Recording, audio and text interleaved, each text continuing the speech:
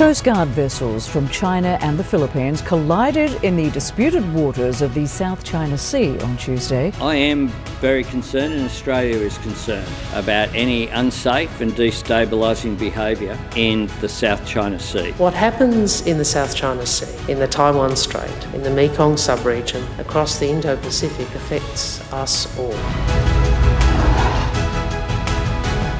In the contested waters of the South China Sea, tensions between the Philippines and China have reached a new height following a collision between a Philippine vessel and a Chinese Coast Guard ship. The incident occurred as Southeast Asian leaders gathered in Australia, where concerns about Beijing's maritime aggression were in focus. The Philippines has accused the Chinese Coast Guard of engaging in reckless and illegal actions, resulting in minor structural damage to the Philippine ship.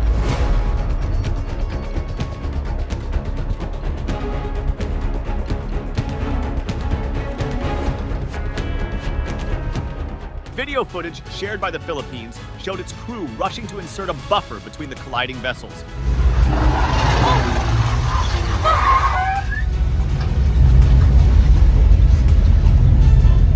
While Chinese personnel were seen recording the incident. The collision took place during a mission to deliver supplies to the BRP Sierra Madre, a World War II era vessel serving as a base for Philippine soldiers. This incident adds to the tensions at Second Thomas Shoal, a site of numerous encounters between Chinese and Philippine vessels. Amidst the rising tensions, Philippine President Ferdinand Marcos Jr. emphasized his administration's commitment to managing threats to the country's territory through dialogue and diplomacy. Discontinuing dangerous maneuvers and dangerous actions that are being done against our seamen, our Coast Guard, and in this time they damaged the cargo ship and caused some injury to some of our seamen. And I think that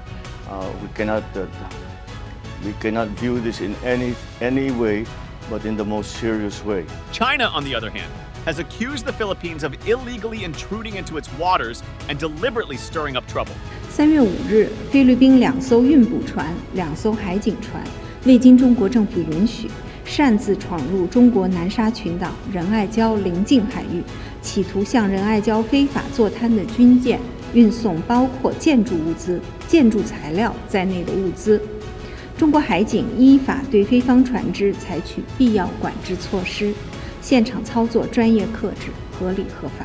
The South China Sea remains a critical global maritime corridor, with trillions of dollars in trade passing through annually, and continues to be a focal point for regional tensions and disputes over sovereignty. The collision between the Philippine and Chinese Coast Guards is the latest in a series of confrontations over the past 15 months, reflecting China's increased incursions into Philippine-claimed waters, particularly around Second Thomas Shoal.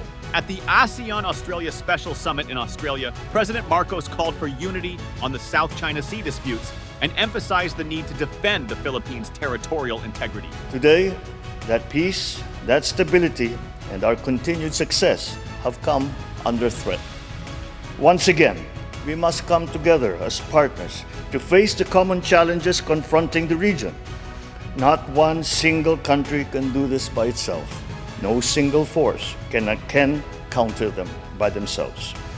We draw strength from the consistent and unequivocal support of Australia and the international community for the lawful exercise of our rights, which have been settled under international law. Australian Foreign Minister Penny Wong expressed support for the Philippines' sovereignty without mentioning China by name, highlighting the need for a new preventive architecture to reduce the risk of conflict in the region. Supporter of and advocate for international rules and norms. But it's also an observation about power.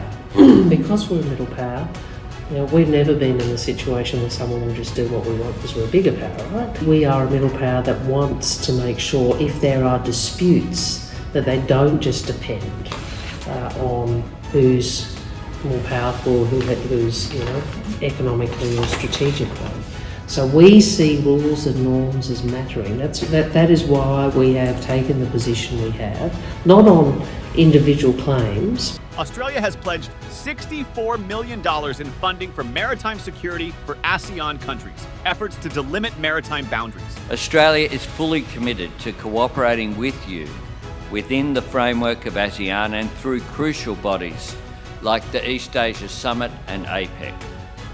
I hope that you leave Australia with a deeper understanding of Australia's commitment to our region and our optimism for its future. The clash between the Philippine and Chinese Coast Guards pinpoints the challenges faced by Filipino crews conducting dangerous resupply missions amid the risk of clashes with China. Living conditions on board the Philippine Coast Guard vessel are challenging but still better than on the Sierra Madre. The ongoing tensions demand diplomatic solutions and international support to prevent further escalation. However, in response to the incident, the Philippine government condemned China's actions as another attempt to illegally impede or obstruct a routine resupply and rotation mission, putting Filipino lives at risk. The Philippines summoned China's deputy chief of mission to Manila to address the aggressive actions that led to the collision.